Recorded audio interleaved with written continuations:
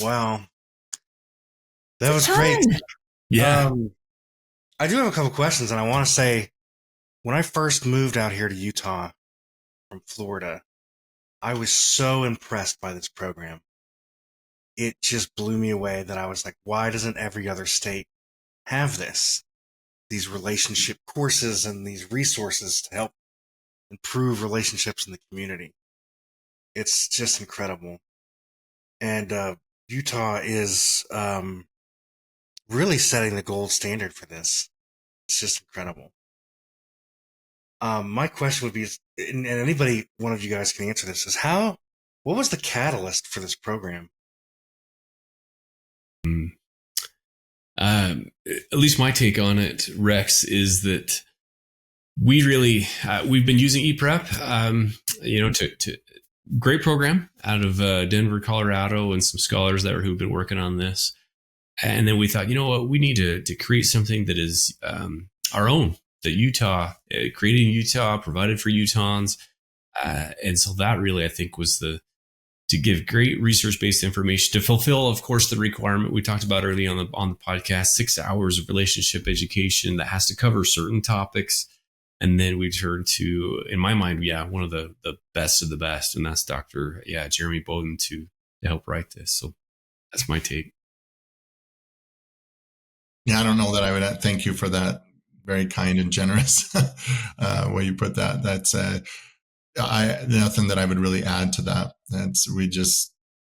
We know that it can be helpful, and so that's why we wanted to bring it. And Dave has led that charge much more than been involved in the nitty gritty of all that work more than I have. So.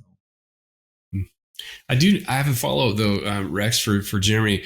I'm curious, Jeremy, with all the premarital relationship education, the classes, the things that you have taught, have you ever knowingly prevented a marriage? If that makes sense? You've taught with a couple and they're like, this is really helpful. Thank you. We've actually learned some things that we're not sure if this is the right decision or we're not. You know what I'm saying? Have you helped those couples as well?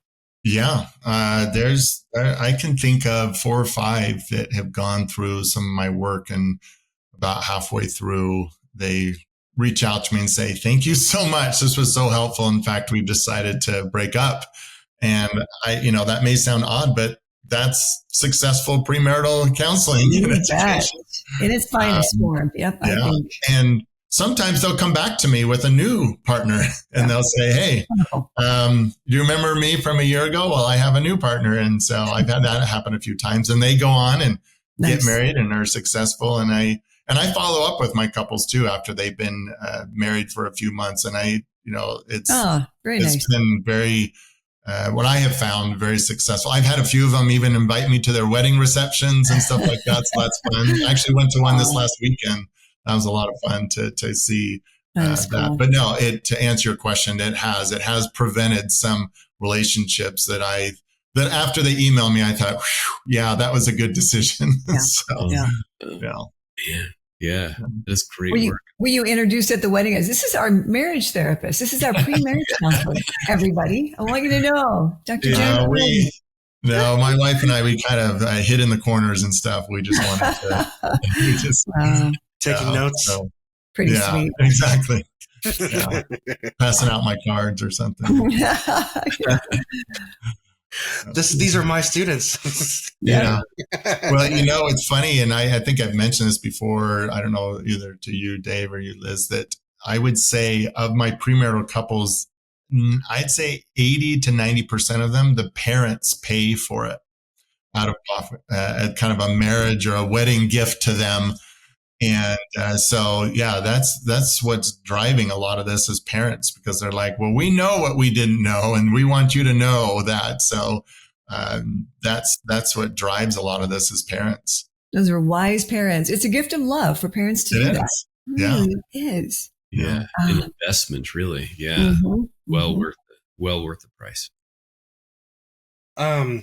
You may have talked about this a little more generally, but I'm curious if there's anything specific that sticks out.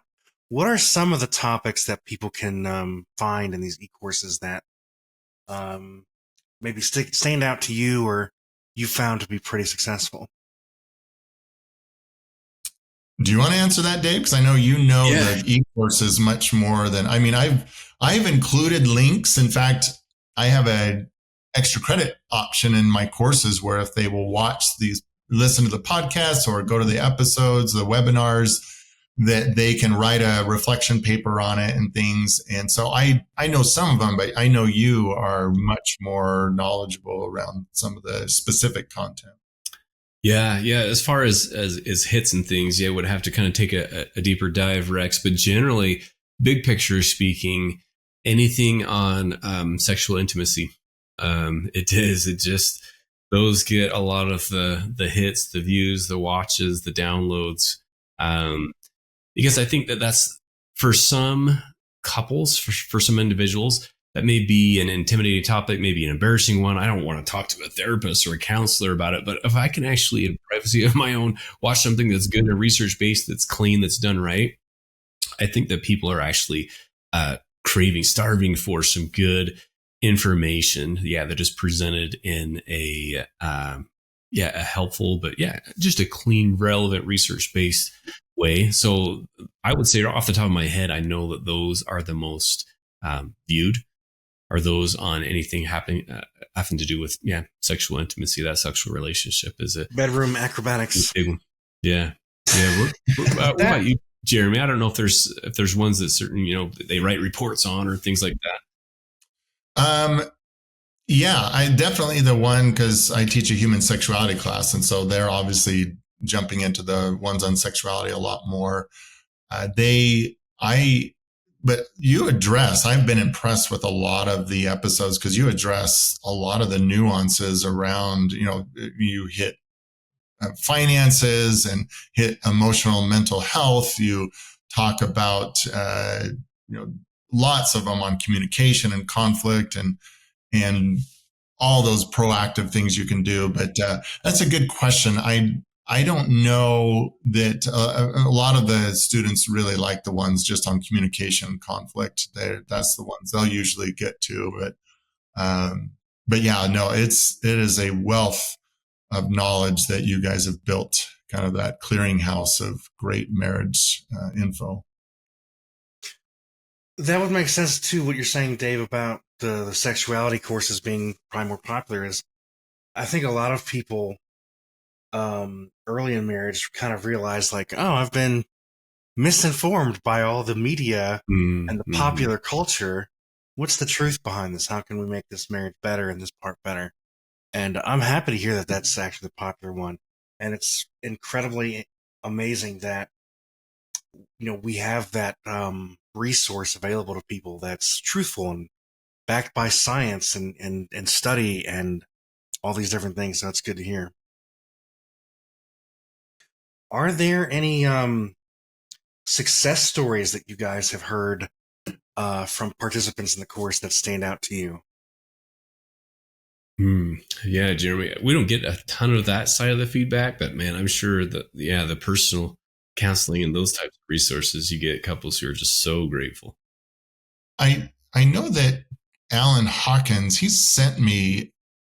Have you seen some of the survey results and feedback? I don't know if you've seen some. I haven't seen much. No, has there been some positive stuff that's and he sent it to me. I'd have to take a second to look at it, but it's received a lot of. I think there's been about almost 200 that have gone through or at least started it, and about half of that have actually completed it. The marriage ready course.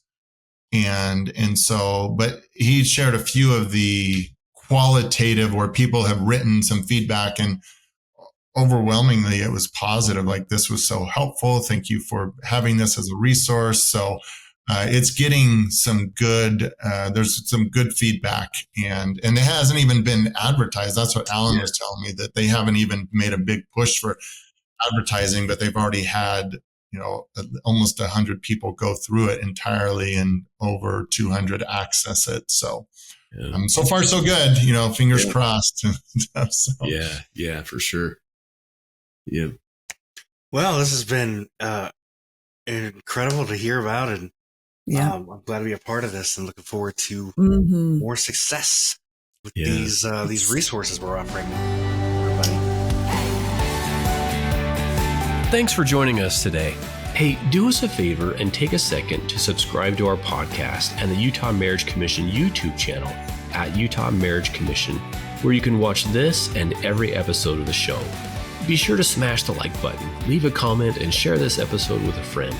You can also follow and interact with us on Instagram at Stronger Marriage Life and Facebook at Stronger Marriage. So be sure to share with us which topics you loved or which guests we should have on the show next. If you want even more resources to improve your marriage or relationship connection, visit strongermarriage.org, where you'll find free workshops, e-courses, in-depth webinars, relationship surveys, and more. Each episode of Stronger Marriage Connection is hosted and sponsored by the Utah Marriage Commission at Utah State University. And finally, a big thanks to our producer, Rex Polanis, and the team at Utah State University, and you, our audience. You make this show possible. The opinions, findings, conclusions, and recommendations expressed in this podcast do not necessarily reflect the views of the Utah Marriage Commission.